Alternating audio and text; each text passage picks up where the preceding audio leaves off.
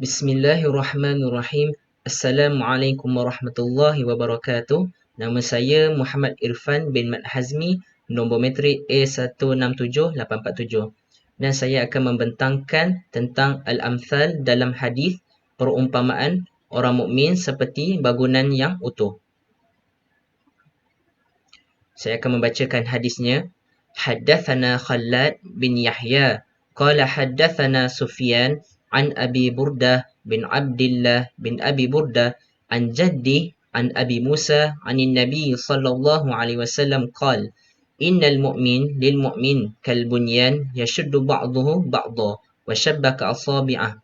Maksudnya dari Abu Musa dari Nabi Muhammad sallallahu alaihi wasallam, baginda bersabda, sesungguhnya seorang mukmin dengan mukmin yang lain seperti sebuah bangunan, sebahagiannya menguatkan sebahagian yang lain. Lalu Rasulullah sallallahu alaihi wasallam memasukkan jari-jari tangannya satu sama lain. Hadis riwayat Sahih Al-Bukhari.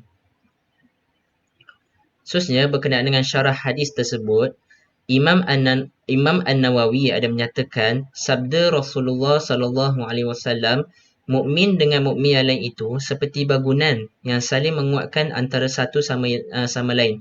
Dan pada hadis yang lain disebut tentang perumpamaan orang mukmin dalam kasih sayang antara mereka.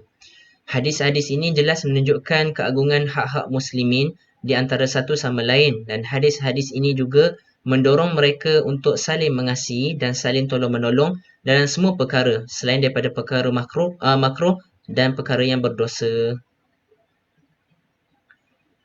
Okey.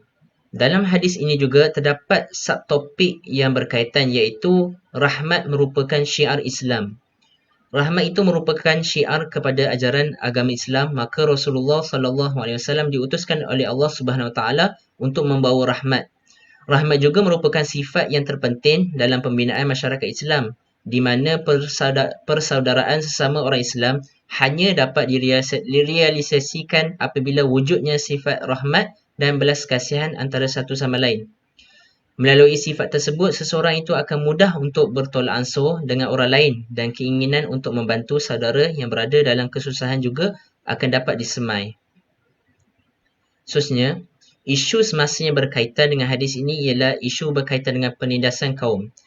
Penindasan kaum yang berlaku secara langsung atau tidak secara langsung pada masa kini. Seperti yang dapat dilihat, contohnya adalah seperti rakyat di Palestin, sehingga kini ditindas oleh askar rejim Zionis Israel, di mana rakyat Palestin didera, diseksa, dibunuh, dirogol, dan pelbagai lagi perbuatan yang amat kejam yang lagi tidak berhati perut yang dilakukan oleh mereka ini.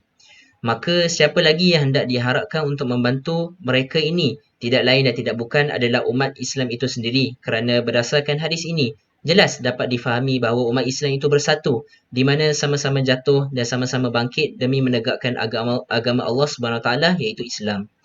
Seseorang yang bergelar mukmin tidak patut dan tidak wajar dengan hanya memikirkan tentang dirinya sahaja.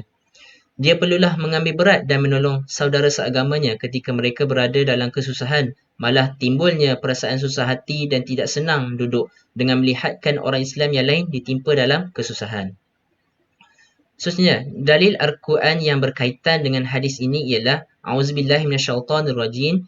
Innamal mu'minuna ikhwatun fa'aslihu baina akhawaykum wattaqullaha la'allakum turhamun. Maksudnya, sebenarnya orang-orang yang beriman itu adalah bersaudara, maka damaikanlah di antara dua saudara kamu, yakni yang bertelingkah itu, dan bertakwalah kepada Allah supaya kamu beroleh rahmat.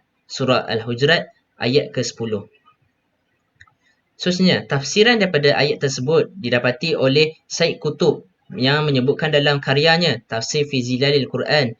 Berdasarkan ayat tersebut, ia merupakan satu dasar undang-undang amali untuk memelihara ketenteraman masyarakat Islam dari pergaduhan serta perpecahan kerana didorong oleh tindakan-tindakan hawa nafsu dan tindakan-tindakan yang terburu-buru.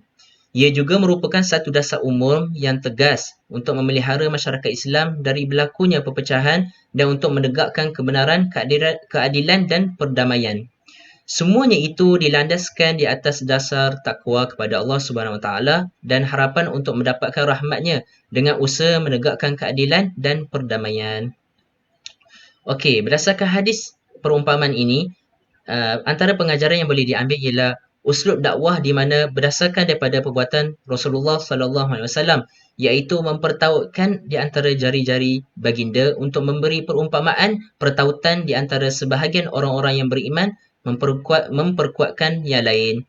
Khususnya, kelebihan tolong-menolong di mana kelebihan saling tolong-menolong ini dan saling menguatkan sesama mereka melalui perbuatan ini atas dasar kepentingan dan manfaat mereka seperti yang digambarkan oleh Rasulullah sallallahu alaihi wasallam. Dan pengajaran yang terakhir yang boleh diambil ialah mengambil berat tentang golongan yang lemah dan menunaikan hajat mereka. Contohnya di antara pembesar dan juga rakyat, di mana pembesar perlulah mengambil berat tentang apa yang diperlukan oleh rakyat dari segi keperluan mereka, supaya rakyat ini mendapat apa yang sepatutnya mereka dapat untuk mereka hidup dengan dalam keadaan yang lebih selesa. Itu sahaja daripada saya. Sekian, terima kasih.